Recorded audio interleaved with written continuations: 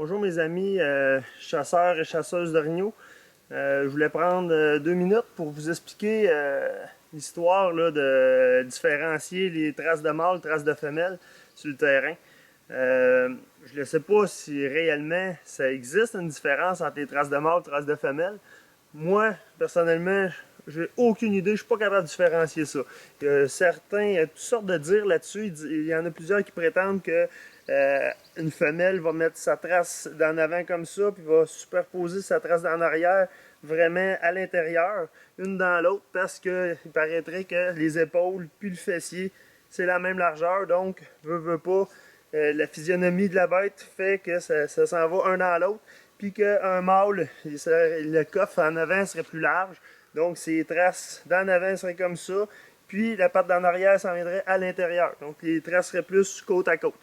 Mais moi, je suis pas capable de différencier ça parce que souvent, durant la chasse, là, ça va être rare qu'un orignal va s'en aller de toute façon dans un beau chemin, sur du beau sable, qu'on va être capable de distinguer une trace facilement. Ça va être dans des environnements dans le bois comme ça va être viraillé, il y a une trace qui va paraître, l'autre elle va être sur le dur, elle apparaîtra pas.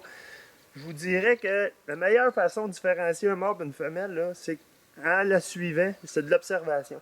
À regarder l'environnement où ce que la bête elle va passer. Si on est dans du sable comme ça, des arbres qui sont à la densité plus serrée, puis que la bête a passé entre deux arbres de cette distance-là, regardez en haut, s'il n'y a pas de marque, ça n'a pas frotté là, au niveau d'où est-ce qu'il serait le panache, dites-vous que 90-95% des chances que ce soit une femelle ou un petit mâle. Ça va être vraiment petit. Si vous pensez que si la trace est grosse comme ça, puis que ça a passé entre deux arbres de même, c'est pas un mâle. C'est pas un mâle mature parce que ça va avoir frotté en haut, il va avoir des coches. Si c'est dans de la petite repousse, mettons dans un bûcher, des petits arbres gros comme ça, il va passer entre deux arbres à peu près cette distance-là, ça va être serré, il va passer.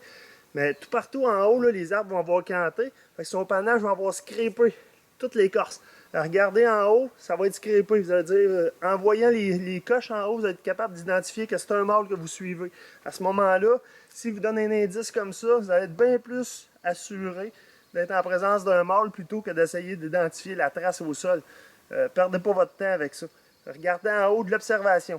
La largeur où ce qu'il a filé, puis s'il y a des marques au fait, au sommet des petits arbustes ou des arbres où ce qui a passé, vous allez avoir bien plus de chances de découvrir vraiment c'est quoi la bête que vous suivez.